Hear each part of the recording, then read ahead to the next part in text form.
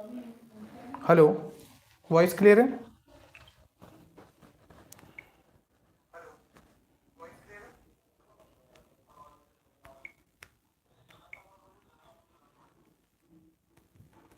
Okay, so hello everyone, welcome in agri coaching classes. I am Siddharth Soni.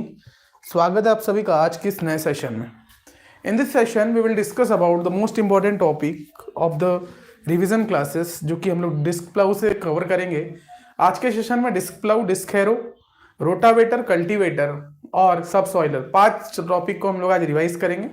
ठीक है, और उसके कुछ क्वेश्चंस देखेंगे इंपॉर्टेंट, क्योंकि मैंने इन एप्लीकेशन वो सारी चीजें करवाया हुआ है।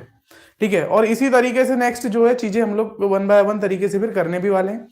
और ये जो सेशन है मैं इसलिए जल्दी ले रहा हूँ कि मैं इसको अभी अपलोड कर दूंगा इन एप्लीकेशन, तो आप लोग वहां पर जाकर के बेटा देख सकते हैं। ठीक है, तो एप्लीकेशन में मैं इसको प्रोवाइड कर दूंगा, और जितनी भी रिमेनिंग चीजें अभी तक छूटी है, क्योंकि मेरा एग्जाम चल रहे थे तो इस वजह से फिर मैंने डिले किया हूँ। ठीक है, और अभी जो रिमेनिंग पार्ट्स है वो मैं करवाऊंगा, अभी कंप्लीट पूरा उसको मैं करवाने वाला हूँ, तो उसका आप लोग को टेंशन नहीं लेना है। ठीक है, तो स्टार्ट करते हैं फ्रॉम द डिस्क प्लाउ। और मैंने आप लोगों को बताया था कि रोटावेटर आप लोगों को कंप्लीट करना है फ्रॉम द एप्लीकेशन। ठीक है, रोटावेटर के सारे लेक्चर्स डले, क्वेश्चंस डले। हो सकता है मैं यहाँ पर कुछ क्वेश्चंस आपको नहीं करवाता। ठीक है, तो मैं यहाँ रिवाइज कराने के बाद आप लोग देखिए एप्लीकेशन पे जाना है, न्यूमेरिकल सेशंस का करके वहीं पर एप्लीकेशन में आपको पूरे न्यूमेरिकल्स मिल जाएंगे ऑल द टॉपिक्स के। तो न्यूमेरिकल्स आप लोग ज्यादातर वहां से कवर कर लीजिए। हो सकता है रिवीजन में हम लोग क्लियर नहीं कर पाते, तो वहीं से कर लेंगे। ठीक है, शुभम गुड आफ्टरनून बेटा, सभी लोगों को गुड आफ्टरनून। और सेशन अभी रात में भी होगा, ठीक है, अभी भी होगा, और इस तरीके से कंटिन्यूअसली सेशन चलते रहेंगे। ओके, तो स्टार्ट करते हैं from the basics. Disc plough क्या होता है? देखिए, प्लाउ हम लोगों ने समझा था उस दिन, हमने एमबी प्लाउ के बारे में बात किया था। प्लाउ मतलब होता है कि we use for the tillage operation, जो भी एक ऐसी कंडीशंस होती है जिसको हम लोग टिलेज ऑपरेशन में यूज करते हैं। The plough is used for the tillage operation, जिसका यूज करते हैं cutting and inversion of the means of disc. Okay, किसके लिए? सॉइल के कटिंग को कटिंग करने और इन्वर्ट करने के लिए। लेकिन आप लोग के दिमाग में ये भी आ रहा होगा सर, कटिंग तो हम लोग एमबी प्लाउ के थ्रू भी कर रहे थे, तो ऐसा क्या खास हो सकता है इसमें? तो भाई क्या होता है, जैसे अगर मान लीजिए आपके ड्राई लैंड है, ओके, तो ड्राई लैंड में क्या होता है कि we can't perform the operation from the MB plough. Okay, उस कंडीशन में हम लोग जो है, जब हमारी ड्राई सरफेस होती है, लैंड होती है, तो उस कंडीशन में हम लोग जो है एमबी प्लाउ के थ्रू नहीं कर पाते जो ऑपरेशन होता है एमबी प्लाउ की, क्योंकि एमबी प्लाउ में कुछ ऐसी सॉइल रिएक्शन फोर्सेस की वजह से वो वर्क नहीं करता ड्राई लैंड में। तो उस कंडीशन में फिर हम लोग यूज करते हैं बेटा डिस्क प्लाउ का। इसमें रोलिंग फ्रिक्शन होता है, स्लाइडिंग फ्रिक्शन से कम होता है। जो रोलिंग फ्रिक्शन होता है स्लाइडिंग फ्रिक्शन से कम होता है। डिक्रीज रेजिस्टेंस होते हैं ना, रेजिस्टेंस डिक्रीज करने के लिए we use the disc plough. ये बेसिक चीजें है। ठीक है, फ्रिक्शन कम होता है क्योंकि रोलिंग ज्यादा होता है, रोलिंग होने की वजह से फ्रिक्शन कम होता है। डिप टॉप कट को कंट्रोल करने का काम भी किसका होता है? डिस्क प्लाउ का। तो ये सारी चीजें जगदीश और साहब में दी हुई है, और ये बेसिक चीजें है, तो जो इंपॉर्टेंट चीजें उन पे चलते हैं। ठीक है, तो इसमें जो क्वेश्चन आता है जब डिप टॉप कट कंट्रोल करता है, जो आपका डिस्क प्लाउ होता है, it controls the dip top cut. तो भाई कैसे होता है ना? तो जैसे जैसे हम लोग क्या करते हैं, डिस्क प्लाउ पे वेट बढ़ाते हैं, जैसे जैसे हम लोग डिस्क प्लाउ पे वेट बढ़ाते हैं, तो कंट्रोल करने का ये काम करता है। अगर ज्यादा वेट होगा तो ऑब्वियस सी बात है आपकी डिप्थ ज्यादा होगी, है ना? अगर बहुत ज्यादा वेट होगा इन द प्लाउ, तो आपकी क्या होगी? डिप ज्यादा होगी, मतलब कि ज्यादा गहराई तक जाकर के क्या करेगा, आपका डिस्क प्लाउ खोदेगा। ये सारी चीजें आप लोगों को मैंने लेक्चर्स में पूरी ब्रीफ में कवर करवा दिया है। हम लोग रिवाइज कर रहे हैं, तो in the cases of revision हम लोगों को करना पड़ेगा। अभी हमारे बहुत सारे टॉपिक छूट गए हैं, जिसमें बेल ड्राइव वगैरह भी बचा है, तो मैं कोशिश करूंगा कि मैं अभी आफ्टरनून का सेशन लेकर के उनको कंप्लीट करूं। संडे में हम लोग, संडे के दिन पूरा कंप्लीट, एक दिन का कंप्लीट जो है सेशन चलेगा। संडे का सेशन हम लोग मॉर्निंग से लेंगे, बिल्कुल इवनिंग तक बहुत तरीके से पूरे जितने रिमेनिंग टॉपिक सब कवर कर लेंगे। क्वेश्चंस आप लोगों को बनाना है, क्वेश्चंस का काम आप लोगों का होना चाहिए कि देखिए प्रिपरेशन अब केवल 1 महीना बचा है। सभी स्टूडेंट जितने भी लाइव हैं, ठीक है, सभी से ये अब आप लोगों को ठान लेना है कि भाई 1 महीने में किस तरीके से करना है चीजें। हो सकता है आप लोगों को यूनिवर्सिटी से छुट्टी लेना पड़े या कुछ चीजें हो, तो अगर नहीं भी जा रहे हो कॉलेज तो बेस्ट है। ठीक है, 1 महीने के लिए अगर चीजें हो रही है, सेमेस्टर एग्जाम हो गई है या ब्रेक मिल रहा है, तो उसके अकॉर्डिंग आपको चीजें करना है। ठीक है, इस तरीके से डिस्क प्लाउ होता है। इसमें 3 पॉइंट लिंकेज लगे होते हैं ना, ये सारी चीजें मैंने बताया था। यहाँ पर एक मेन फ्रेम होता है, ये कि स्क्रेपर होता है, ये स्क्रेपर के थ्रू कनेक्ट होता है ना। स्क्रेपर का काम करता है टू कट द हाँ रेसिड्यूज, जो आपके रेसिड्यूज आते हैं उसको कट करने का काम क्या होता है? स्क्रेपर का होता है। ठीक है, कॉनकेव डिस्क लगी होती है जो कि माइल्ड स्टील की बनी होती है, ये सारी चीजें पता होगी। यहाँ से शार्प कट के लिए हम लोगों को जो है यहाँ पर ये कॉन्केव प्लेट हम लोग को लगाना पड़ता है कि ड्राई कंडीशन में अगर मान लो जो आपके ड्राई सरफेस है तो उस कंडीशन में अगर कटिंग ऑपरेशन परफॉर्म कर रहे हैं तो we use the concave plate. Okay, जिससे क्या होता है शार्प कट होता है, जो भी आपका इंप्लीमेंट में शार्प कट होने के लिए we use the conditions. Okay, फिर यहाँ पर एक बेरिंग लगा होता है, ठीक है, और इस तरीके से जो है डिफरेंट डिफरेंट टाइप की डिस्क यहाँ पर अरेंज्ड होती है in the form of condition.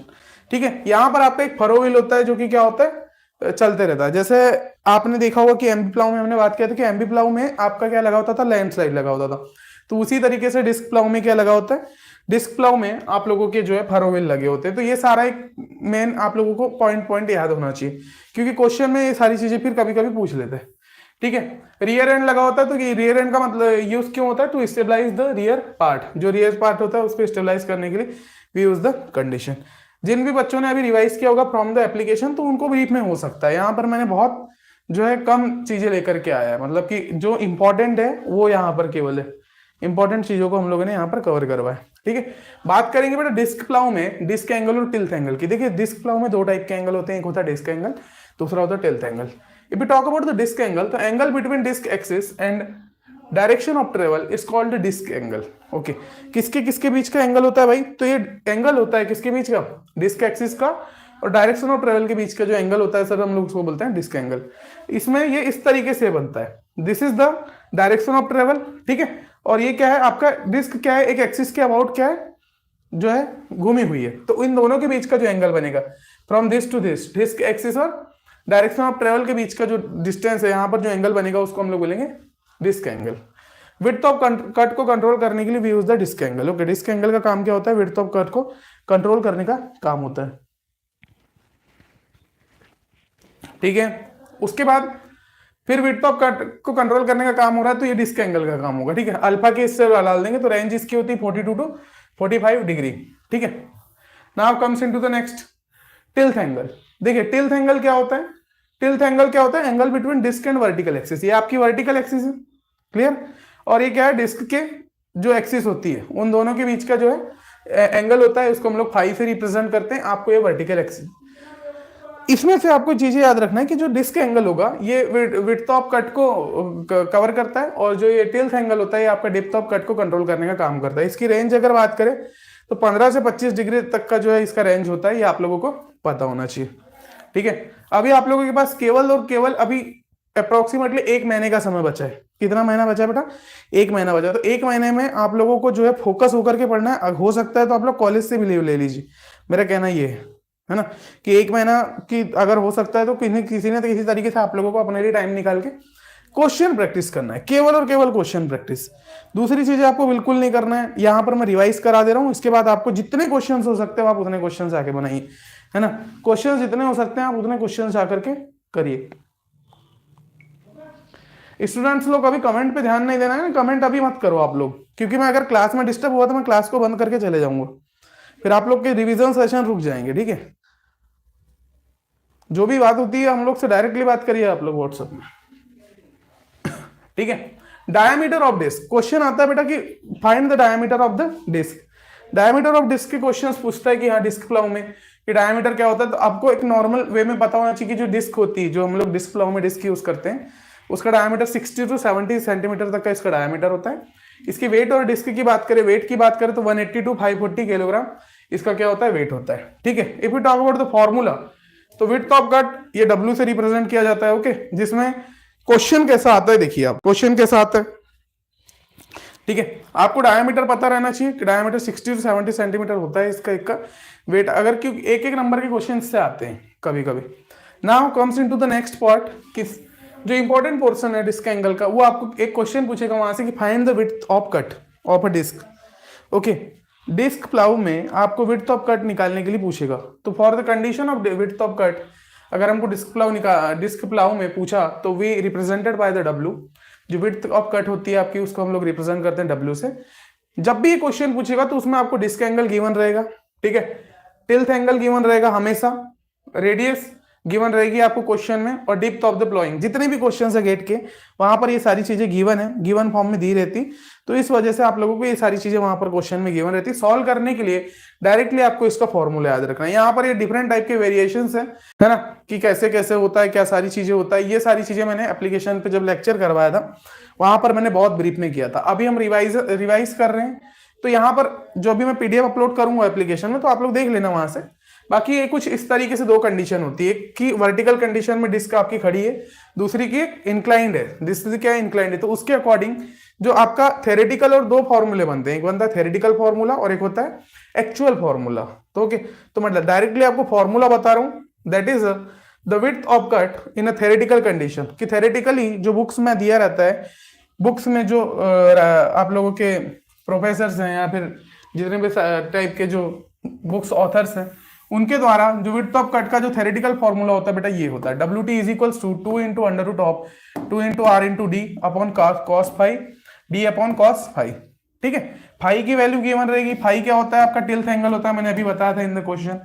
ठीक है, D is the diameter, okay, R is the radius. Okay, तो ये सारी चीजें यहाँ पर गिवन रहती है, तो we can easily calculate the width of cut from the here. Questions बने हुए हैं डिस्क प्लाउ के। अभी ये सेशन के बाद आप लोग को जाकर के जितने भी टॉपिक हम यहाँ पर कवर कर रहे हैं, उतने का आपको जो है क्वेश्चन प्रैक्टिस कर लेना है। ठीक है, और इसी तरीके से करना है। अब क्लासेस आपकी बंद नहीं होगी, अब कंटिन्यूसली चलेगी क्लासेस। ठीक है, अभी तक मेरा एग्जाम चल रहा था, इस वजह से मैंने क्लासेस नहीं ले पा रहा था, लेकिन हम लोग आफ्टरनून या इवनिंग 2-3 सेशन लेकर के पर डे में वो सारी चीजों को कंप्लीट करेंगे। ठीक है, लेकिन रिवाइज पूरा करेंगे सिलेबस। और जो भी बच्चे डाउट में है कि सर कुछ टॉपिक्स हो गए हैं, देखिए क्या होता है, आप लोग बहुत सारी जो है 2-3 तरीके की चीजों को फॉलो करते हैं, है ना। एक यहाँ पर भी फॉलो कर रहे हो, कई बच्चे जो होंगे 2-3 चीजों को अपने पास में रखते हैं कि नहीं मेरे पास सारा कंटेंट होना चाहिए, 2-3 कोचिंग्स रहती है साथ में। इधर जो चीज होती है इधर, यानी वो कंपेरिजन में है कि बच्चे यहाँ पर यहाँ इधर से इधर, सर ये नहीं हुआ ये नहीं हुआ। हमको मालूम है बेटा क्या कराना है, ठीक है, हमको मालूम है, और जो चीजें करवाना होता है, जो इंपॉर्टेंट चीजें होती है वही हम लोग यहाँ पर कराते हैं, और जो चीजें हमारी छूट गई है वो मैं रिवीजन सेशन में कवर कराऊंगा करके मैंने ये सारी चीजें बता दी है। तो डाउट में नहीं रहना है कि नहीं हुआ है, छूट गया है, ये सारी चीजें हमको मालूम है। हम लोग 2-3 सालों से प्रिपरेशन करवा रहे हैं बच्चों को, तो ऐसा नहीं है। तो हम लोग को मालूम है क्या चीज कवर कराना है, क्या चीज छोड़ना है। ठीक है, इंपॉर्टेंट होता है किसी भी एग्जाम में छोड़ना, कि छोड़ना क्या है। नहीं तो भाई अगर पूरी बुक पढ़ लो, ये तो पूरी बुक रखी हुई है, आपको अगर लगता है तो आप पूरी बुक पढ़ लो, बुक में तो पूरा complete content of the GATE agriculture engineering दिया हुआ है, तो फिर वहां से पढ़ के आप लोग you can crack easily examination. ठीक है, तो ऐसा होता नहीं है, कुछ ना कुछ चीजें हमको छोड़ के जाना पड़ता है, और एग्जाम में भी कुछ क्वेश्चंस जो होते हैं हमको छोड़ना पड़ता है। ऑब्वियस सी बात है, 100 to 100 नहीं सॉल्व कर सकते। गेट एग्जाम अलग एग्जाम है, यूपीएससी एमपीपीएससी इस तरीके का कोई एग्जाम नहीं है कि भाई हो सकता है कि अटेम्प्ट हम 100 to 100 करें। ठीक है, और आप लोग की ब्रांच में वैसे भी अवेलेबिलिटी इज लेस। ओके, तो विड्थ ऑफ कट कई थेरेटिकल फॉर्मूला है। अगर आपको क्वेश्चन में पूछा कि find the theoretical width of cut of a disc plough, so you can use this formula, इसी से क्वेश्चन आता है। और अभी मैक्सिमम टाइम जो है विड्थ ऑफ कट से फॉर्मूला से आपके क्वेश्चंस बने। लेकिन ये तो भाई हमने मेजर किया कि इस तरीके से विड्थ ऑफ कट इसकी मेजर होती है डिस्क प्लाउ की, 2 into R into D upon cos phi minus D upon cos phi का होल स्क्वायर। इस तरीके से we can calculate the width of cut, but actually नहीं होता। एक्चुअली जब हम फील्ड में वर्क करते हैं, when we work in the field, so ये कंडीशन नहीं आती। तो एक्चुअल फॉर्मूला क्या होता है सर, तो for condition of the actual formula जो एक्चुअल विड्थ ऑफ कट होती है वो कुछ इस तरीके से होती है। जो एक्चुअल विड्थ ऑफ कट होती है ये 2 into under root of 2 R D upon cos phi D upon cos phi का होल स्क्वायर, इंटू में साइन अल्फा आ जाता है। इंटू में क्या आ जाता है, sine alpha, according to the tilth angle. According to the tilth angle, अब आपकी डिस्क इंक्लाइंड होती है तो क्या होता है, यहाँ पर अल्फा एंगल बन जाता है। ओके, अल्फा एंगल बन जाता है, जिसको हम सॉरी डिस्क एंगल बोलते हैं। तो यहाँ पर क्या होता है, आपका एक अल्फा एंगल बन जाता है। तो उसके अकॉर्डिंग फिर हमको वर्टिकल कंपोनेंट लेना पड़ता है, साइन अल्फा के फॉर्म में हमारा जो एक्चुअल कंडीशन होती है कि फील्ड में आपकी जो ये है ये थोड़ी सी इंक्लाइंड होकर ही चलती है, जब ही आपकी जो है डेप्थ ऑफ कट हम लोग जो है तरीके से कर सकते हैं, है ना। तो वो डिस्क प्लाउ में आप लोग के लिए इंपॉर्टेंट चीजें आ जाती है।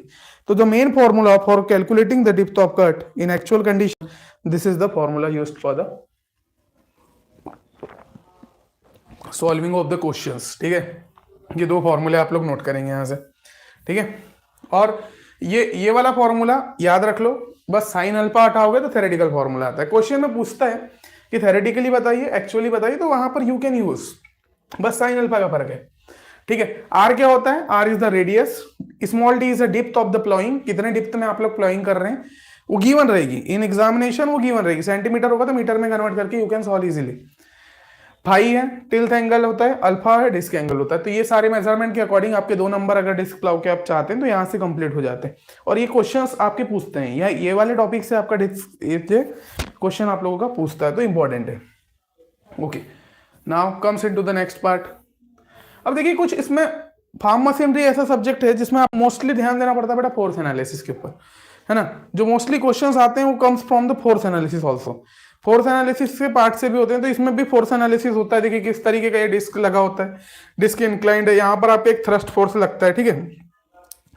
इस डायरेक्शन से आपका थ्रस्ट फोर्स लगता है डीओटी के नीचे, और ये जो यहाँ पर 2 थ्रस्ट फोर्स लगते हैं। एक थ्रस्ट फोर्स आपका इस तरीके से लगता है, और जो दूसरा थ्रस्ट फोर्स होता है ये हवे में लगता है, ओके, जो हवे पे इस तरीके से एक्ट करता है। तो ये वाला मैंने मेजरमेंट बिल्कुल डीप में समझाया हुआ है इन क्लासेस, ठीक है। तो फोर्सेस कौन कौन से? थ्रस्ट फोर्स लग रहा है, रेडियल फोर्स लग रहा है, ठीक है, और एक डायरेक्शन ऑफ ट्रेवल लग रहा है, ठीक है। तो 3 टाइप के आपके इसमें कंडीशंस होती है। Alpha angle is representing the disc angle also, है ना।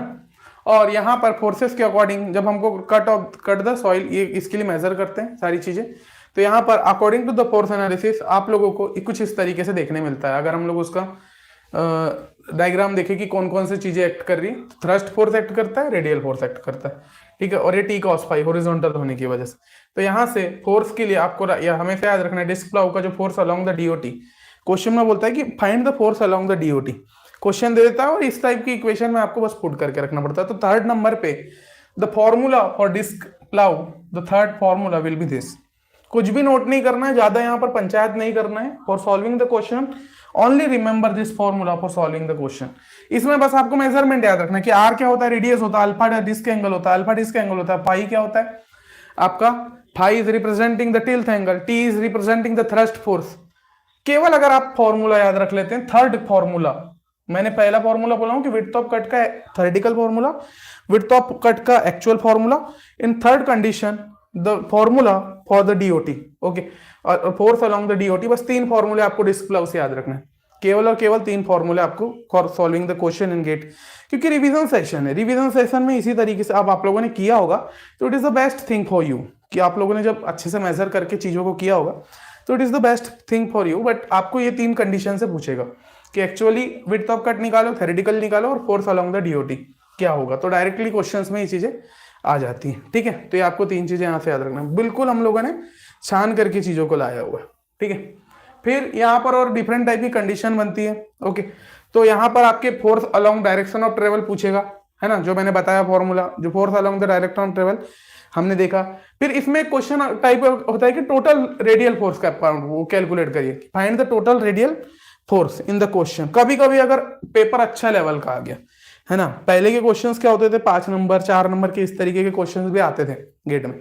तो हाई क्वेश्चंस को भाई उसको चीजों को बनाने के लिए फिर वो इस तरीके के क्वेश्चन देता था, रेडियल फोर्स निकाल लो, RH निकालो, रिएक्शन फोर्सेस निकालो। तो उसके अकॉर्डिंग भी मैंने यहाँ फॉर्मूला करवा दिया है। तो according to the putting of the formulas you can put the values directly और you can get the solution from the questions. अभी आपको क्वेश्चन प्रैक्टिस करना है। जैसे ही मैं टॉपिक एंड करूंगा आप लोग जाकर के, आप लोगों के पास बुक होगी या फिर हमारे एप्लीकेशन में जितने भी हमने क्वेश्चंस करवाए हैं जो भी हमारे लेक्चर्स में, question practice, maximum question practice. If you want to crack the examination so it will depend on the question practice also. Concept का जो समय है, कॉन्सेप्ट का समय अब हो चुका था, है ना, अब आपको रिवाइज करना था सारी चीजें। अब केवल और केवल क्वेश्चन प्रैक्टिस ही आप लोगों का एग्जाम जो है निकाल सकती है। दूसरी अदर चीजें आप लोग बिल्कुल यानी डिपेंड होना ही नहीं दूसरी चीजों पे। केवल आप लोगों को दिमाग में ये रखना है कि केवल और केवल मैं क्वेश्चन प्रैक्टिस से ही अब जो है चीजें होगी, है ना। पूरा 1 महीना आपके पास अब बिल्कुल कंप्लीट 1 महीना बचा है, 30 डेज का टाइम है। How much amount of questions you will practice, it will depend on the result, okay, वही आपका डिपेंड करेगा रिजल्ट पे। तो क्वेश्चन प्रैक्टिस इज अमाउंट। तो 3 टाइप के क्वेश्चन बनेंगे, force along the direction of travel, total radial force and RH यानी reaction forces. तो for calculating the force for the DOT we know about the formula that is T into sin theta plus R dash cos theta, ठीक है। और T का जो value है in the other condition for the horizontal, आपको ये वाला formula लगना, T dash cos phi into sine theta R dash cos theta. Theta क्या होता था, है ना, थीटा और फाई। तो वहां पर इन the question all the terms will be given in the question. अभी मैं क्वेश्चन दिखाऊंगा तो वहां पर आपको दिखा, तो ये फॉर्मूला आपको नोट कर लेना है यहाँ से for calculating the force along the direction of travel. कौन सा? T dash cos phi into sine theta R dash cos phi. ठीक है, ये सारे रेडियल और थ्रस्ट फोर्स के लिए बताया गया, तो वहां क्वेश्चन में गिवन रहेगा the thrust force is given, radial force is given, और if the condition when the examiner ask on the high level, questions will be asked in the high level, तो then examiner ask this types of question. नहीं तो width of cut निकाल के बोलेगा कि भाई 1 number आप ले लो और जाइए आगे जाइए, ऐसा भी होता है ना। और कंपलसरी ऐसा नहीं होता कि हर साल डिस्क प्लाउ से क्वेश्चन है, तो ये भी एक इंपॉर्टेंट। तो FDOT यहां से you can calculate from easily. ठीक है, फिर दूसरा क्या होता है? Reaction forces. दूसरा क्या था आपका? Reaction force. तो रिएक्शन फोर्स के लिए we use this formula. So directly ये फॉर्मूला आपको याद रखना है for calculating the width of RH is equals to L square plus S square is equals to T dash का स्क्वायर प्लस R डैश का square. We know about this condition for calculating the reaction forces. Okay, अब यहां पर ये सारी जो terms है ये क्वेश्चन में आपको समझ में आ जाएगी। टी जो है थ्रस्ट फोर्स है, ये रेडियल फोर्स है। ठीक है, एल और एस भी आपकी वर्टिकल और हॉरिजॉन्टल कंपोनेंट के लिए बना हुआ था, तो ये रिएक्शन फोर्सेस होता है। फिर अगर आपको पूछा क्वेश्चन में कि find the total radial force, okay, in the examiner this terms will be given in the exam. Okay, this terms will be given in the questions, और आपको एग्जामिनर पूछेगा कि find the total radial force. So use this formula that is R is equals to under root of R dash का square plus V का square. So you can easily calculate the solution from here also. तो 3 type के फॉर्मूले और बनते हैं, तो मैंने वो सारी चीजों को यहाँ पर भी कवर करा दिया। ठीक है, तो अब इस तरीके से आपके डिस्क प्लाउ में जितने इंपॉर्टेंट चीजें थी, जितनी भी इंपॉर्टेंट चीजें थी, यहाँ पर हम लोगों ने कवर कर लिया। अब इसके सारे क्वेश्चंस आप लोगों को कवर करने हैं। क्वेश्चन देखिए, farm machinery is a subject, थोड़ा सा सब्जेक्ट उस तरीके का हैवी सब्जेक्ट भी है, एक तरीके से बोला जाए तो फार्म मशीनरी थोड़ा सा लेंदी होता है। अगर आप लोगों को इन ग्रेजुएशन अगर आप लोगों ने चीजें छोड़ा होगा कि डिस्क एंगल क्या होता है, टिल्थ एंगल क्या होता है, एक भी चीजें आपकी इंप्लीमेंट से छूटी होगी, तो यहाँ पर गेट फिर प्रॉब्लम होती है। आप लोगों को लगता है कि गेट की प्रिपरेशन स्टार्ट कर देने से आप लोगों के पूरे कंसेप्ट जो है चीजें क्लियर हो जाएगी पूरी चीज, लेकिन जो प्रैक्टिकल चीज है, प्रैक्टिकल को प्रैक्टिकल में ज्यादा तरीके से समझ आता है ना। Farm machinery is a subject of a practicality. Okay, practical है पूरा, प्रैक्टिकल जितना देखोगे उसके अकॉर्डिंग आपको पता चलेगा कि इस तरीके से फोर्स लग रहा है, तो वो सारी चीजें होती है। और मैंने पूरे इंपॉर्टेंट टॉपिक्स ही करवाया है इन फार्म मशीनरी। कॉस्ट एनालिसिस आपको पढ़ लेना बोला हूं मैंने, कॉस्ट एनालिसिस से क्वेश्चन आएगा। कॉस्ट एनालिसिस बहुत ब्रीफ में करवाए इन एप्लीकेशन, तो वहां से आपको कॉस्ट एनालिसिस कवर करना है। रिवीजन सेशन में हम लोग नहीं करेंगे। हो सकता है आज ही मैं अभी 4 बजे और एक लेक्चर लूंगा। 4 बजे के लेक्चर में हम लोग थर्मल प्रोसेसिंग का जो है, फूड प्रोसेसिंग का भी स्टार्ट करेंगे, जिसमें मैं थर्मल प्रोसेसिंग से भी स्टार्ट कर दूं। ठीक है, तो 4 बजे का लेक्चर मेरा ये हो सकता है, और जो ये 1 बजे का लेक्चर होगा, इस लेक्चर में मैं फार्म मशीनरी कंप्लीट कर रहा हूं। तो अब हम लोग जो है थोड़ा तेज तरीके से रिवीजन करेंगे। फिर हमको मॉक भी लेना है आप लोग के, फुल लेंथ मॉक अभी, तो 5 से 6 फुल लेंथ मॉक हम लोग करवाएंगे इन द पीरियड ऑफ 20 जनवरी के बाद, है ना। 20 जनवरी के बाद में आपके कंटिन्यूसली 5 आपके जो है मॉक टेस्ट चलने वाले। ठीक है, तो स्टार्ट करते हैं फ्रॉम द क्वेश्चंस। यहां पर बोला है a mounted disc plough has 2 disc and is operating at a disc angle of 40 degree and a tilth angle of 80 degree. Disc angle दिया है, टिल्थ एंगल दिया है। Depth of the operation is 15 centimetre. Small D की value दिया है 15 centimetre. Each disc experiences a thrust forces like T is equals to 2400 Newton acting perpendicular to the plane of the disc and radial force acting along the plane, okay, of the disc. So इस condition में the horizontal component M of the radial force is 1200 Newton is given. So while the upward component of thrust force is neglected, the draft component of the force for pull of each disc will be what?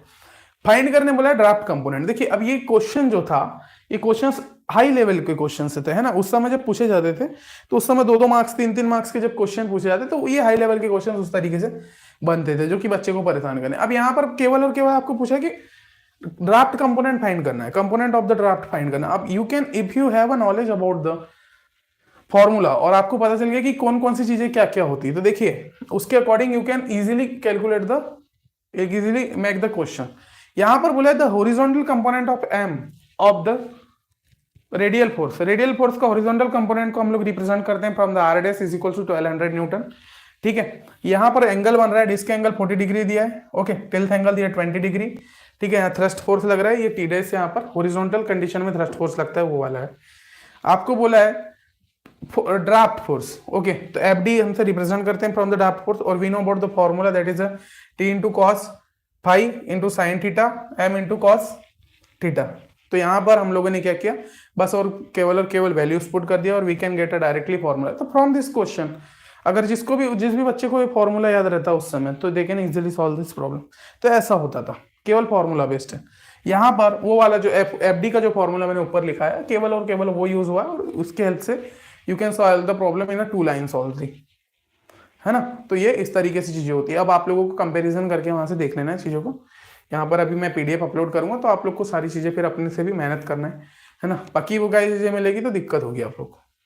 A single disc of disc harrow maintained at a disk angle of 19 degree is tested in a soil bin. The disk experiences a soil reaction force which has a thrust component of 166 Newton. thrust component दिया है कितना, 166 Newton, T की value दी है मतलब ये, है ना। The acting perpendicular to the plane of the disk angle horizontal component of 89 newton. Okay, horizontal component बोल दिया मतलब कि 89 न्यूटन का होरिजोनटल कंपोनेंट है, ओके, डिस्क का, okay, parallel to the plane of the disc, और वो क्या पैरेलल है किसके, प्लेन ऑफ द डिस्क के। Then the vertical component of this given is 250 newton. The draft force required to operate the disc is what.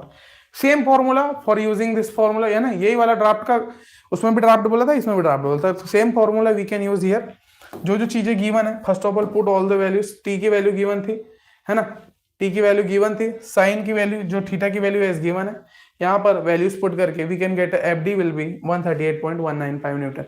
ये मैंने बहुत brief में करवाए, ये सारे क्वेश्चंस जो है बहुत ज्यादा ब्रीफ में इन classes we have covered the all the things there, okay. तो वहां पर आप लोगों को चीजों को देखना है कि कौन कौन सी चीजें छूट रही है। वैसे ये पूरा प्रीवियस ईयर के क्वेश्चन है, तो इस लेवल के क्वेश्चन अभी नहीं पूछता। वैसे अभी मोस्टली जो है विड्थ ऑफ कट से क्वेश्चन आ रहे हैं, जितने भी मैंने अभी देखा है विड्थ ऑफ कट से क्वेश्चन पूछ जाते हैं, क्योंकि अब लेवल थोड़ा सा हो गया है कि मतलब उतना ज्यादा वो घुमा के नहीं देगा। A trailed bottom type disc plow each 66 dia is adjusted to 46 degree disc angle and 20 degree tilth angle. Okay, trailed bottom type disc plow है, उसमें आपके each disc का डाया 66 डाया है ना, 66 है उसका diameter, adjusted to 46 degree disc angle दिया 46 degree, tilth angle दिया 20 degree. Disc are mounted on a beam, okay, that makes an angle of 30 degree with the direction of the motion. The consecutive distance between the disc is 50 centimeter. If the disc of plowing is 16 centimeter, then calculate the width of cut and total width. सबसे पहले हमको calculate करना है width of cut of the each side.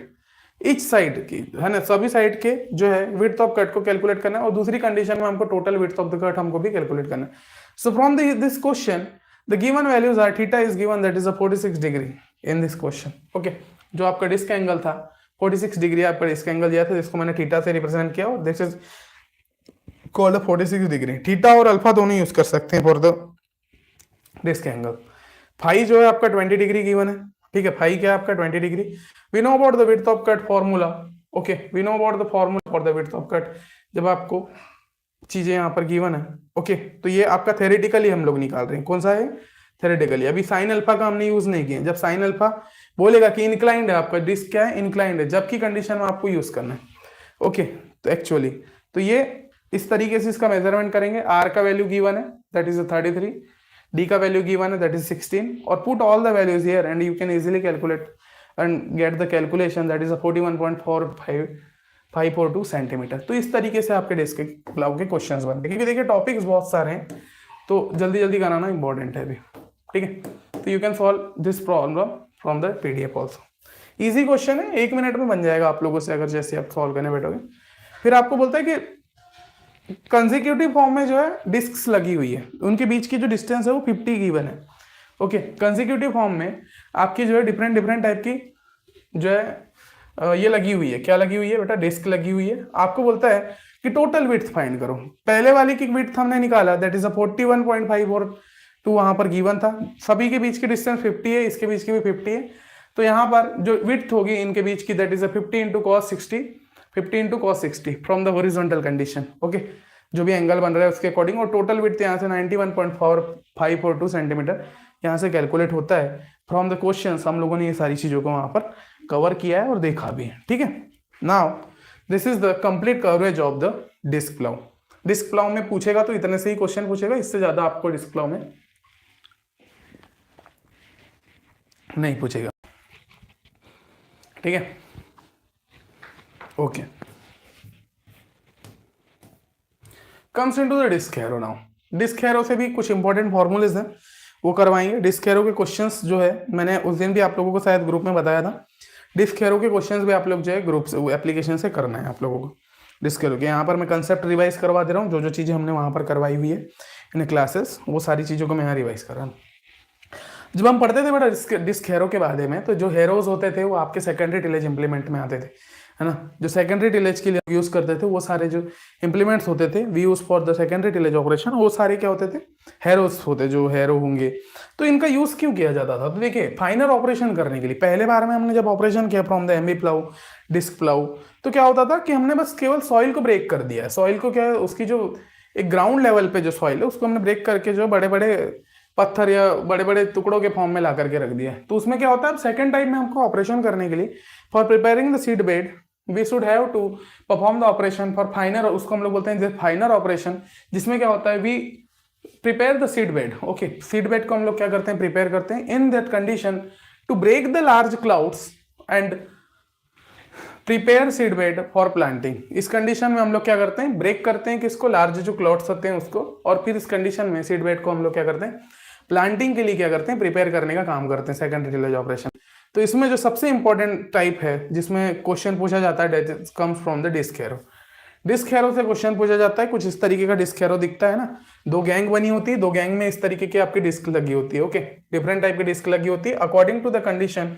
जैसे जैसे आपका जो है ट्रैक्टर आगे की ओर बढ़ता है, डायरेक्शन ऑफ ट्रेवल के अलॉन्ग चलता है, उस तरीके से रोटेट करते हुए क्या करती है, आपके सॉइल को कट करते हुए क्या होती है, आगे की तरफ, आगे की ओर बढ़ती है ना, आगे की ओर क्या होती है, बढ़ते जाती है। और जो सॉइल, जो क्लाउड्स होते हैं, जो टुकड़े होते हैं सॉइल के, उनको क्या करती है, फाइन करने का काम करती है, और ज्यादा कट करके एक फीद में जो है जमा करके आगे की ओर बढ़ती है। अब इसमें देखिए डिफरेंट टाइप के 3 टाइप के आपके जो होते हैं डिस्क हैरो होते हैं, ठीक है। पहला होता है आपका सिंगल एक्टिंग डिस्क हैरो, दूसरा होता है बॉटम टाइप, और थर्ड आपका होता है ऑफसेट डिस्क हैरो।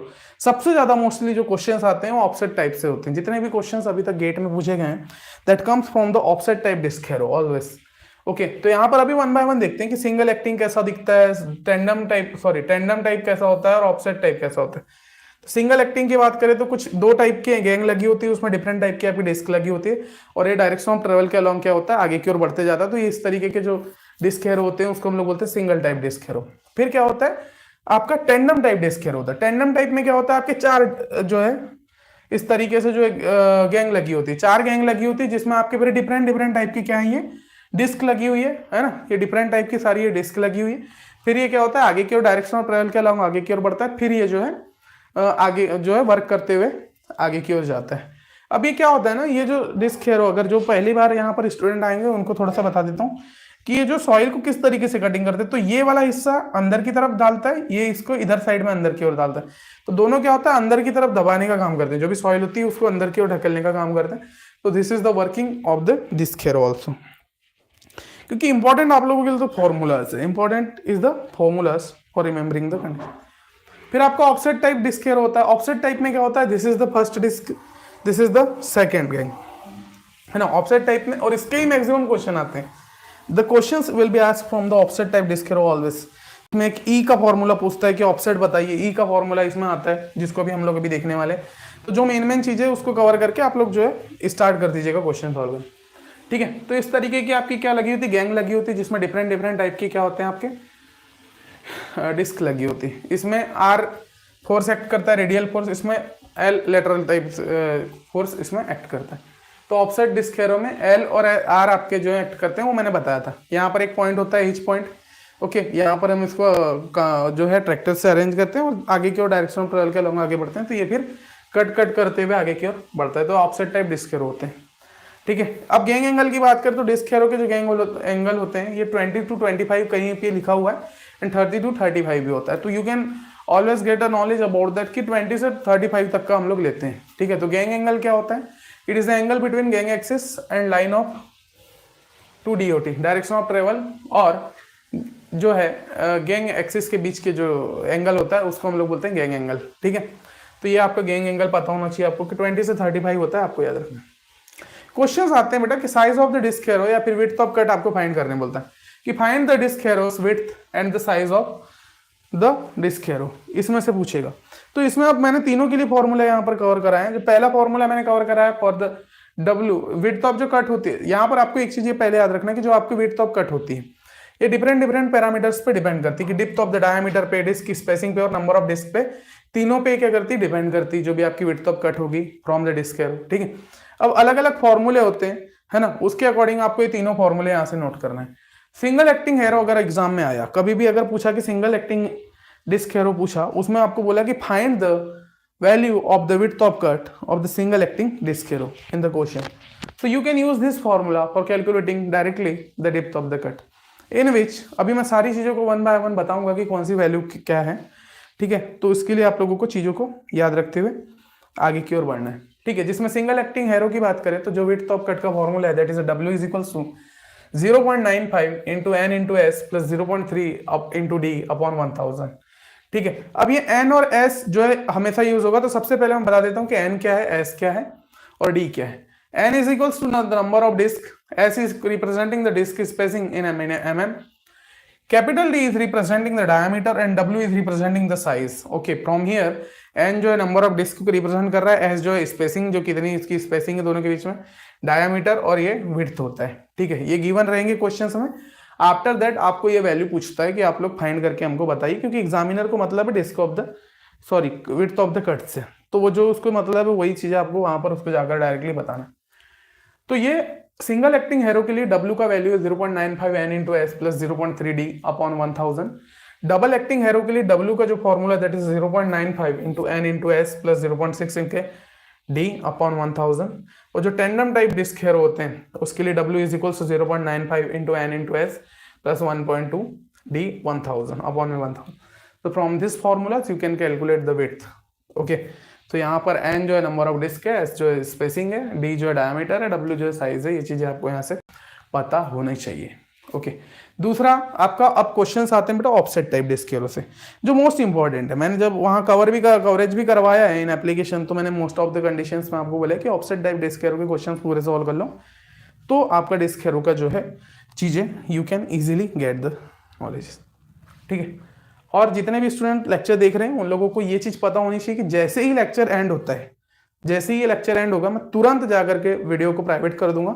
तो मोस्ट ऑफ द स्टूडेंट हो सकता है तो लाइव अटेंड करें, नहीं तो फिर आप लोग को फिर वेट करना पड़ेगा, जिसको फिर मैं यानी कल भी डालूंगा लेक्चर, कल डाल सकते हैं क्योंकि अभी रिमेनिंग लेक्चर्स बचे हैं, जो आई होप कि मैं आज पूरे कंप्लीट कर दूंगा। जितने भी लेक्चर रिमेनिंग बचे हैं उसको एप्लीकेशन में अभी जस्ट लेक्चर के बाद में अपलोडिंग करना स्टार्ट कर दूंगा, तो शाम तक हो जाएंगे। लेकिन ये जो लेक्चर हो रहे फिर ये लेक्चर में जो है थोड़ा डिले करूंगा। ठीक है। तो जितने भी स्टूडेंट लाइव में तो लाइव में देखना, है ना। बाकी तो फिर एप्लीकेशन की अगर उसमें हो तो फिर एप्लीकेशन में मिलेगा भाई, PDF मिल जाएगी, लेकिन ये थोड़ा सा लेट मिलेगा।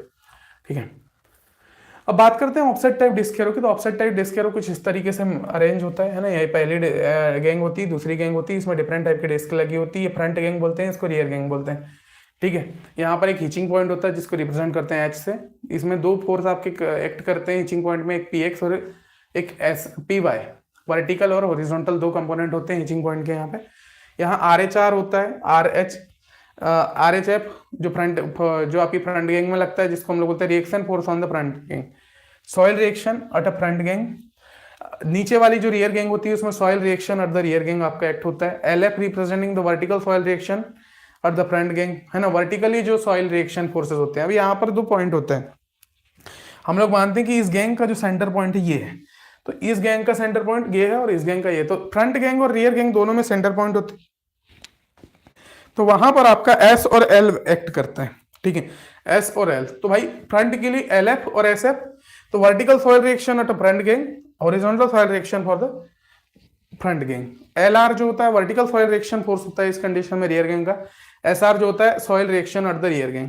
अल्फा यहाँ पर होता है, alpha is the angle between LOP and DOT, है ना, लाइन ऑफ ट्रेवल और डायरेक्शन ऑफ ट्रेवल के बीच का जो होता है एंगल होता है।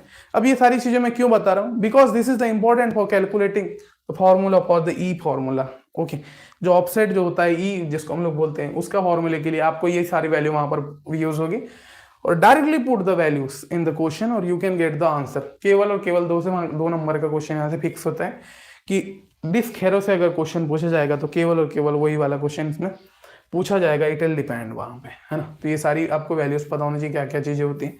Now comes into the formula. सबसे पहले आपको tan अल्फा निकालने बोलेगा, क्वेश्चन बोलेगा कि अल्फा की वैल्यू फाइंड करिए, horizontal component of the pull, vertical component of the pull. अगर इस तरीके से फाइंड करने बोलेगा तो डायरेक्टली आप ये लिखना है कि जो tan अल्फा होता है ये बराबर होता है py अपॉन px के, और ये इक्वल में होता है S R minus S F upon L R minus L F के, the first formula from the offset disc harrow. तो इसको याद रखें, पहला फॉर्मूला ये होता है। दूसरे में ये यहां से आप कैलकुलेट कर सकते हैं एस आर की वैल्यू, ये तीनों वैल्यू दी रहेगी तो you can calculate the S R value, alpha की वैल्यू गिवन रहती है, यहां से आप ये दोनों वैल्यू गिवन रहेगी तो इसके अकॉर्डिंग है ना, on the basis of the different different condition you can calculate the कोई भी वैल्यू यहां से पुट कर सकते हैं। तो this formula is the important for calculating. अब यहाँ पर जो मोस्ट इंपॉर्टेंट फॉर्मूला आता है जिससे मैक्सिमम टाइप क्वेश्चन बन सकते हैं, प्रोबेबिलिटी ज्यादा रहती है। ऐसा नहीं कि क्वेश्चन आता है, लेकिन प्रोबेबिलिटी ज्यादा रहती है कि प्रोबेबिलिटी की भाई अगर क्वेश्चन पूछेगा एग्जामिनर तो कुछ अच्छे से पूछेगा। तो यहाँ पर जो फॉर्मूला है ई का from the disc harrow, that is E is equals to B into S R minus S A plus D into S R upon L A plus L R. तो this is the formula for the calculating of E in a disc harrow. The disc harrow में अगर offset पूछा, ई का मतलब होता है बेटा offset, है ना।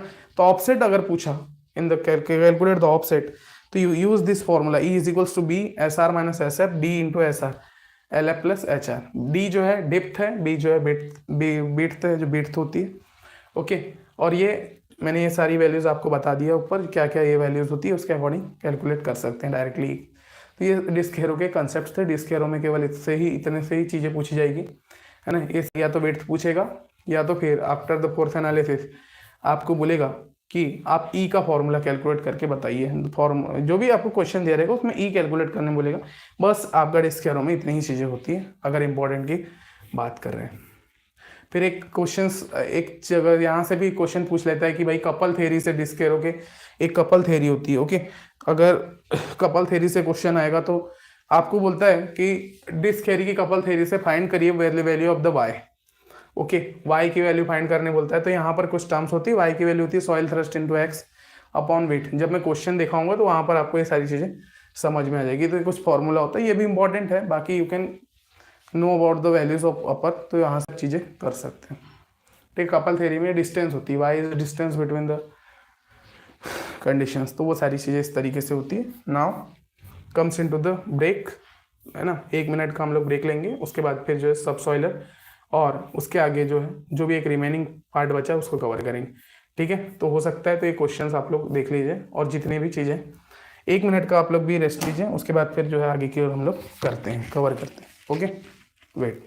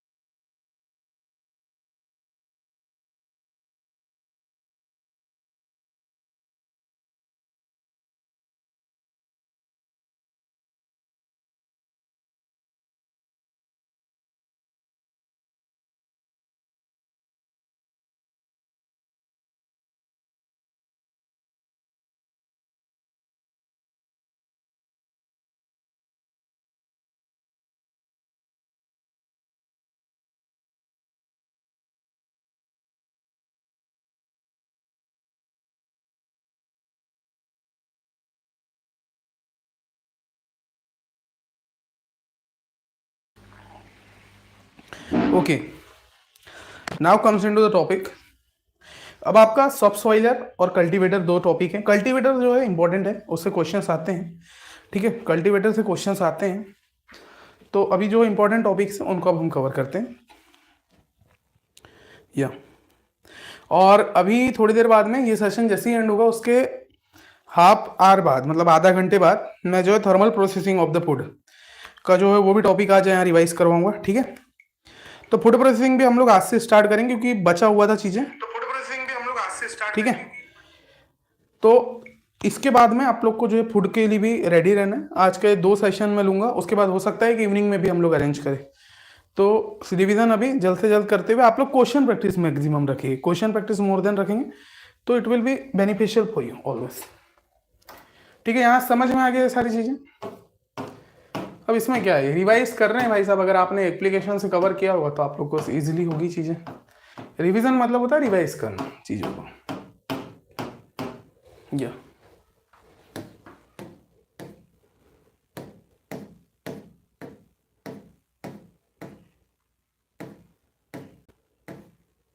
Comes into the topic of a subsoiler. Subsoiler क्या होता है, देखिए नाम से ही समझ में आ रहा होगा, सबसॉइलर सॉइल की लेयर के नीचे क्या होती है, एक सब सॉइल की लेयर होती है। तो भाई अगर हमको जो है डिप्थ ऑफ जो कट होती है ना, हम लोग इंप्लीमेंट यूज करते हैं for the cutting of the depth. हमको डिप्थ चाहिए होती है क्योंकि हम लोग को मालूम है कि ऑर्गेनिक चीजें हमको कहाँ मिलेगी, हम लोग जैसे जैसे डिप्थ में जाएंगे तो वहीं पर हम लोग को जो है ऑर्गेनिक चीजों का ज्यादा तरीके से चीजें हमको मिलती जाएगी। तो भाई हम लोग को वहां पर ज्यादा अगर डिप्थ चाहिए, हम लोग देखिए एमबी प्लाउ से भी वर्क कर रहे हैं, डिस्क प्लाउ से भी कर रहे हैं, लेकिन एक लिमिटेड अमाउंट तक जा पा रहे हैं अकॉर्डिंग टू द फॉर्मूला। जो वैल्यूज हमको गिवन रहती है उसके अकॉर्डिंग हम लोग एक लिमिटेड डिप्थ तक जा रहे हैं। लेकिन भाई हमको ज्यादा डिप्थ चाहिए।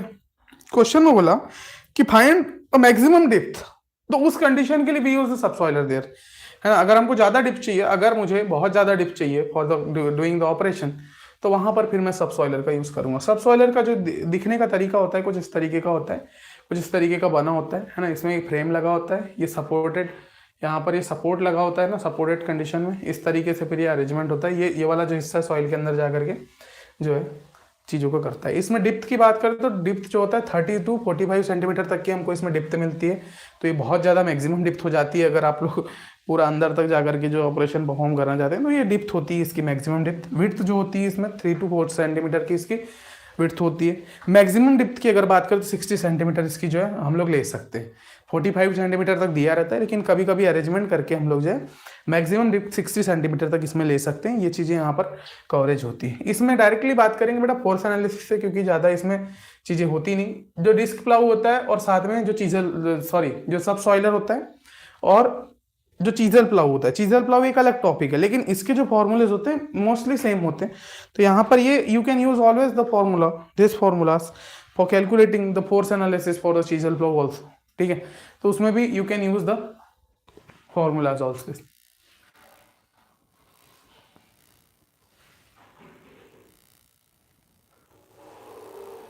ठीक है। तो comes into the portion, chisel plough और सबसॉइलर में कुछ इस तरीके का अरेंजमेंट होता है। ये सपोर्टिंग व्हील होती है आपकी, ठीक है। यहाँ पर एक पी एक्ट करता है जिसको लाइन ऑफ पुल कहते हैं। एक रिएक्शन फोर्स होता है जो रेजिस्टेंस फोर्स के फॉर्म में हम लोग इसको रखते हैं। This is the soil operations के लिए हम लोग यूज करते हैं। W will be acting here, okay. Wait इसका नीचे की ओर लगता है, रिएक्शन फोर्स लगता है, पुल फोर्स लगता है, और यहाँ पर चीजें एक्ट करती है। हमने लेक्चर्स में करवाया। तो यहाँ पर मैंने सारी चीजें बता दी है कि कौन कौन से फोर्स होते हैं। पुल फोर्स होगा, एक वेट होगा उसका।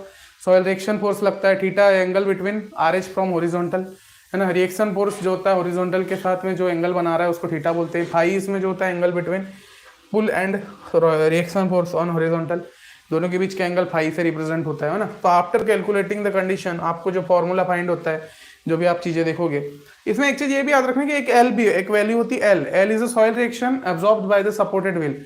जो सॉइल रिएक्शन होता है जो कि अब्जॉर्ब किया जाता है सपोर्टेड व्हील के द्वारा, तो ये एल भी यहाँ पर होता है। R H cos theta is equal to P cos theta plus phi. यहाँ से आपका after calculating the force analysis जो लास्ट डेरिवेशन आता है आपका ये आता है, जिसमें जो सॉइल रिएक्शन फोर्स होता है इसका मल्टीप्लीकेशन करते हैं कॉस थीटा के साथ में, P into cos phi plus theta plus phi. तो इसमें आपको कैलकुलेट करने बोलता है बेटा कि calculate the pull, okay, how much pull will be covered in the subsoiler, कितना पुल लगेगा, ओके, या कितना सॉइल रिएक्शन प्रोसेस लगेगा। तो directly from this formula we can calculate the pull, okay, cos theta की value को इधर ला देंगे और वो चीज़ों को डायरेक्टली कर देंगे जब आपके सपोर्टिंग व्हील एक्ट नहीं कर रहे हैं, क्योंकि यहाँ पर पूरा खेल होता है बेटा सपोर्टिंग व्हील का। ठीक है, दो कंडीशन बनती है, एक सपोर्टिंग व्हील जो होती है अगर आपकी एक्ट कर रही है, और एक कंडीशन होती है आपकी सपोर्टिव व्हील जो है एक्ट नहीं कर रही, तो उसके अकॉर्डिंग दिस दो फॉर्मूले आपके बनते हैं।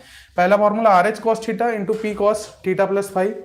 ओके, दूसरा जो होता है अगर सपोर्टिंग व्हील आपकी जो है एक्ट कर रही है ड्यूरिंग द ऑपरेशन, तो उस फॉर्मूले उसके लिए you can use the W plus R h sine theta plus L plus P sine theta plus five. केवल और केवल दो फॉर्मूले होते हैं सबसॉइलर के लिए, ये वाला फॉर्मूला लिखो और ऊपर वाला फॉर्मूला लिखो और you can calculate the conditions directly. दो फॉर्मूले होते हैं सबसॉइलर में। अभी जब क्वेश्चन करेंगे जब आपको वहाँ पर चीज़ें क्लियर हो जाएगी। ठीक है, तो केवल दो फॉर्मूले आपको लिखना है सबसॉइलर में, है ना। एप्लीकेशन में मैंने करवाया था कि पोर्सन, तो उसके अकॉर्डिंग आपको केवल दो फॉर्मूले यहाँ से याद रखना सबसॉइलर में। छोटा सा ही, ज़्यादा इसमें क्वेश्चन नहीं पूछता। यहाँ पर आपको केवल ये वैल्यूज गिवन रहेगी, ये सारी वैल्यूज। कभी आपको बोलेगा एल फाइंड करो, कभी पी फाइंड करो, केवल दो फॉर्म से आपको वैल्यूज पुट करना है और डायरेक्टली जो है आंसर डालना है ना। तो ये चीज़ें होती है सबसॉइलर की, दो फॉर्मूले से complete you can calculate the form चीज़ें। Comes in to the next part, that is a cultivator. Cultivator आप लोग जानते हैं normally used in the application. Okay, normally used होता है आप लोगों की फील्ड में कल्टीवेटर। जो भी कितने भी स्टूडेंट्स होंगे, जो भी लाइन होंगे, उन लोग कल्टीवेटर तो हमेशा देखे होंगे, क्योंकि मोस्टली जो है नॉर्मल कंडीशन में जनरल पर्पस के लिए we use the cultivator always. Okay, तो cultivator is the important. Okay, तो इस कल्टीवेटर का काम क्या होता है, to prepare the seed bed. अगर हमको सीड बेड प्रिपेयर करना है तो उस कंडीशन में वी यूज द कल्टीवेटर। ये सेकेंडरी टिलेज इंप्लीमेंट होता है। दूसरी चीज आपको ये भी याद रखना है, डीप वाला अगर हमको डीप पल्वराइजेशन करना है तो उसके लिए भी we can use the cultivator always. ठीक है, कुछ इस तरीके का दिखता है ना, डिफरेंट टाइप की। इसमें क्या होती है, सेवल्स लगी होती है नीचे पे और सैंक लगी होती है। सैंक और सेवल्स बहुत सारी होती है कल्टीवेटर में, 5 होगी 6 होगी, इस तरीके से सैंक और सेवल बनी होती है। यहाँ पर एक फ्रेम होता है जिसमें यहाँ 3 पॉइंट लिंकेज होता है, जिसके थ्रू हम लोग जो है ट्रैक्टर से इसको अटैच करते हैं। If we talk about the type of the, हाँ, इसमें कल्टीवेटर के टाइप की बात करते हैं, रिजिड फिक्स रिजिड टाइप के होते हैं और दूसरा होता है स्प्रिंग टाइप के। जो रिजिड टाइप के होते हैं आपके फिक्स्ड होते हैं, है ना, फिक्स्ड होते हैं according to the condition of soil. ये अपने आप को चेंज नहीं करते। ठीक है, कि अपने आप को चेंज नहीं करते और फिक्स हैं। अगर मान लीजिए बहुत ज़्यादा आपने ड्राई सॉइल में चलाने की कोशिश किया, अगर ऐसी सॉइल में जब पत्थर वगैरह लगे तो वो वहाँ पर ब्रेक होने की भी उसकी कंडीशन बनती है। ये भी चीज़ आपको यहाँ पर याद रखनी। तो एक रिजिड टाइप होता है, दूसरा होता है आपका spring type. Okay, rigid type के हमेशा फ्लेक्सिबल फिक्स्ड होते हैं, स्प्रिंग टाइप के हमेशा फ्लेक्सिबल होते हैं। ये चीज़ आपको पता होगी और पढ़े होंगे तो आपको ये सारी चीज़ें कवर भी। ठीक है, इसमें क्वेश्चंस कहाँ से आते हैं भाई साहब, तो पहला आता है सर विड्थ ऑफ फरो निकालो। ओके, कल्टीवेटर में बोलता है कि सबसे पहला क्वेश्चन आता है विड्थ ऑफ फरो निकालो जब आपको ट्रेपेजॉइडल शेप में हो। ओके, तो उसकी विड्थ कितनी होगी, तो ट्रेपेजॉइडल शेप के लिए विड्थ ऑफ फरो का जो फॉर्मूला होता है that is B not is equals to B not plus B A. Small B not is equals to capital B not plus 2a। A is equals to sides, कुछ ये sides होती है, sides का measurement दिया है कि ये side है ना। और इस वाली को पूछा है कि depth of the width of the furrow, B not की वैल्यू पूछा है, तो दिस प्लस दिस साइड्स दोनों को हम लोग ऐड करेंगे तो you can get width of the furrow easily. यहाँ से अगर विड्थ ऑफ फरो निकालना है तो B not is equal to B not plus 2a से कैलकुलेट कर सकते हैं। तो this first formula for the cultivator is this, है ना, जिसमें हमको बोला था कि width of the furrow calculate करो। So from here you can calculate the directly. ठीक है,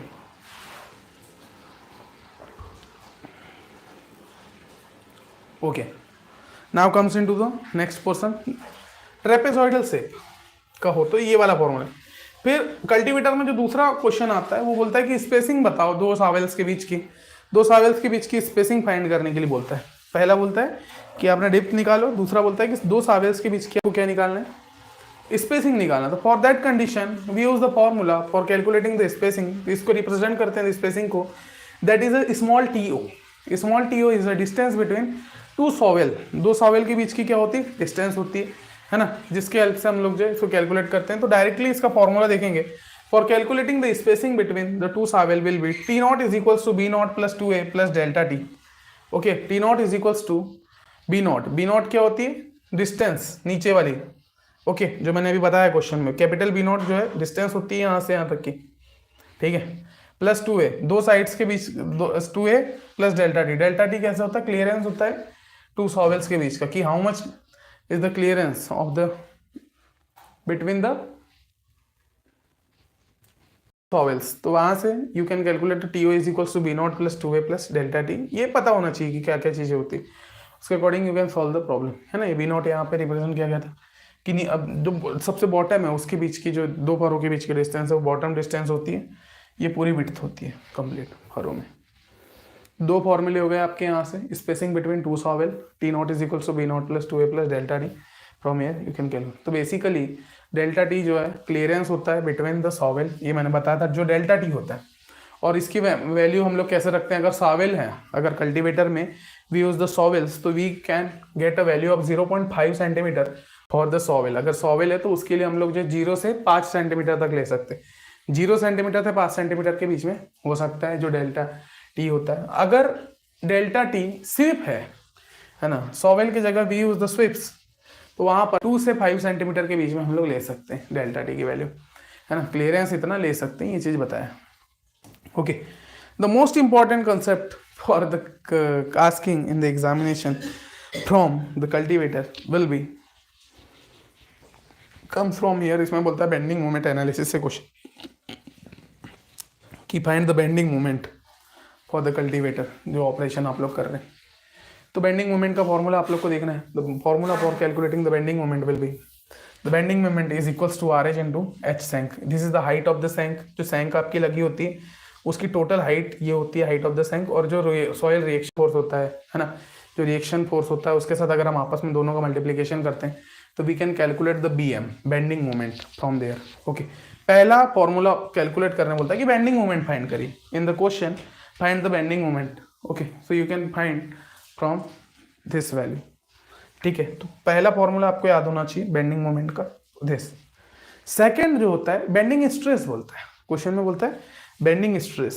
तो ये बहुत बड़े टॉपिक है और बहुत इंटरेस्टिंग टॉपिक है। अगर फार्म मशीनरी पढ़ते हो तो 3-3, 4-4 दिन के टॉपिक है। 3-3, 4-4 दिन में बिल्कुल बहुत मजेदार तरीके से हम लोग ये चीजों को कवर करते हैं, है ना। तो ये बहुत बड़े टॉपिक है और प्रैक्टिकली जो है with the help of the images हम लोग यहाँ देख सकते हैं। प्रैक्टिकली देखेंगे तो और अच्छा है, बाकी विद द इमेजेस देखो तो फिर वो भी चीजें अच्छी होती है। तो यहाँ पर बेंडिंग मोमेंट हो गया।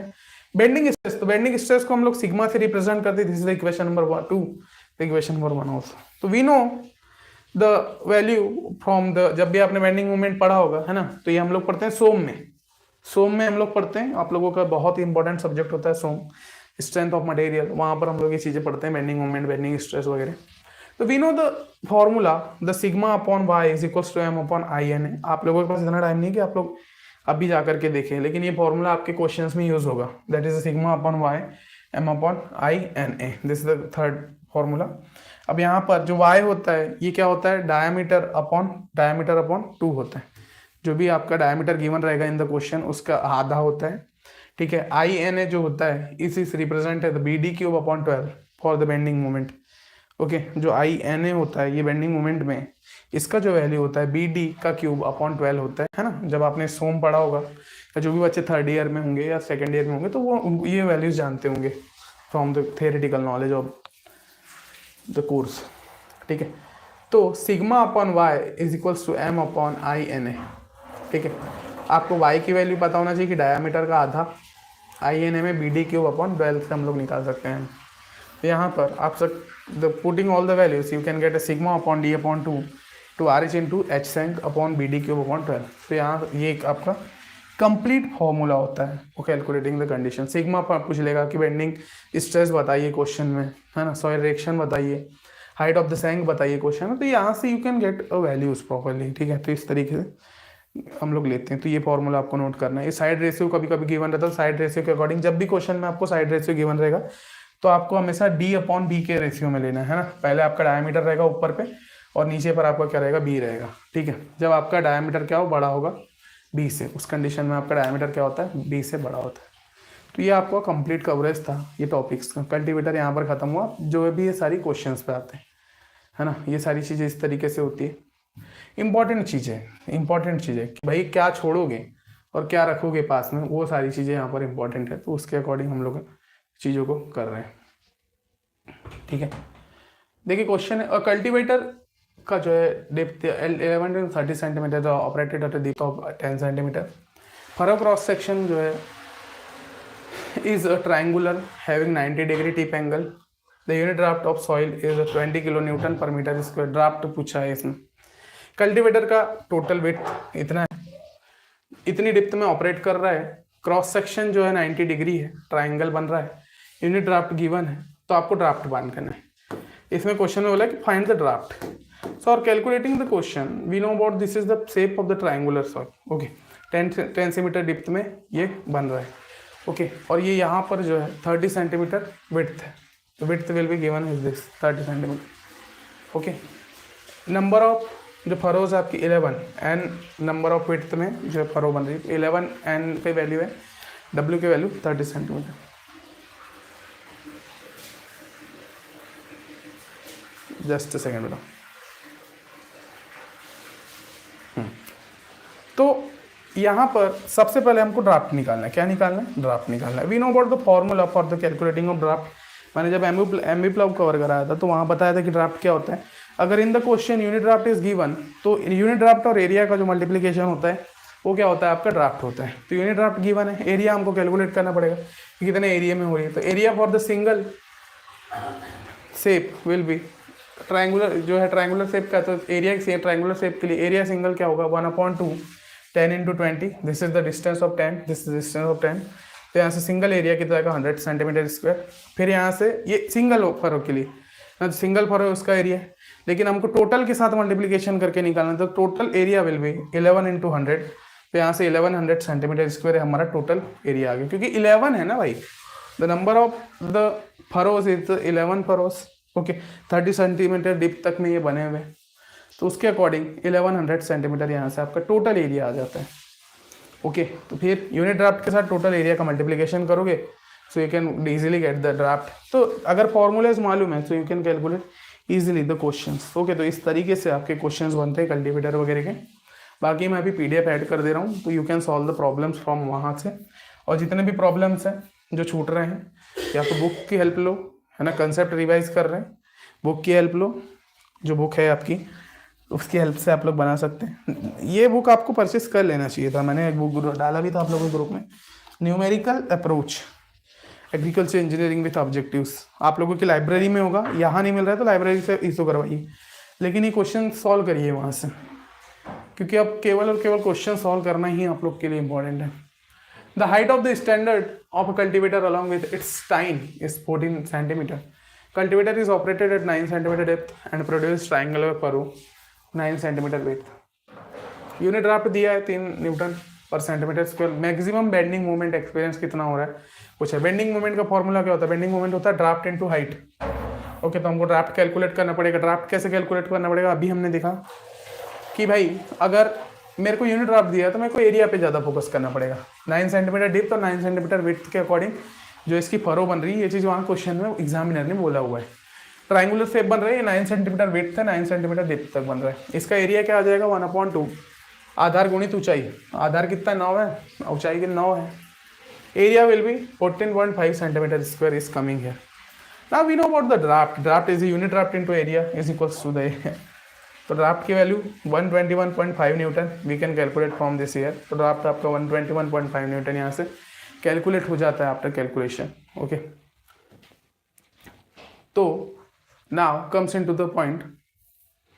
हमको पूछा है कि बेंडिंग मोमेंट बताइए। In this question examiner is asked from you find the bending moment. तो बेंडिंग मोमेंट क्या होता है? ड्राफ्ट इनटू हाइट होता है। ड्राफ्ट की वैल्यू आपने 121.5 न्यूटन निकाला है। हाइट कितना है?